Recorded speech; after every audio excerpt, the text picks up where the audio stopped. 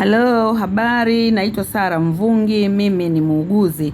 Nimeandika kitabu kinaitwa Muuguzi Msaidizi. Muuguzi Msaidizi ni kitabu ambacho kinapatikana kwenye mikono yangu au kwenye maduka mbalimbali. Nimekiandika mimi mwenyewe, Muuguzi Sara Mvungi. Picha ya mbele hapo inamuonyesha binti wa Sara Mvungi. Kwa nini amewekwa mbele hapo? Ni kwa sababu alipenda na anapenda na bado ana shauku ya kuwa muuguzi, lakini sasa hivi yuko kwenye kitu kingine. Ila wewe soma kwa nini alishindwa kufikia ndoto zake za kuwa muuguzi.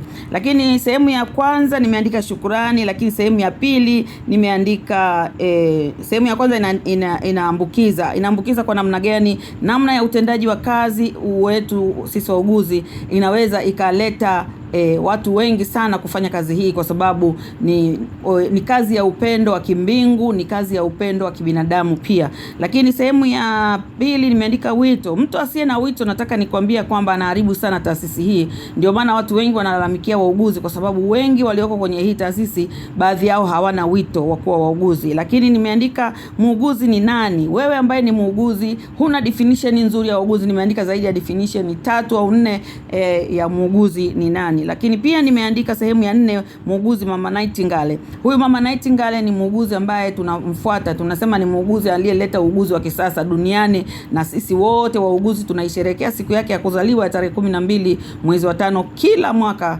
Wauguzi tunaifurahia siku hii.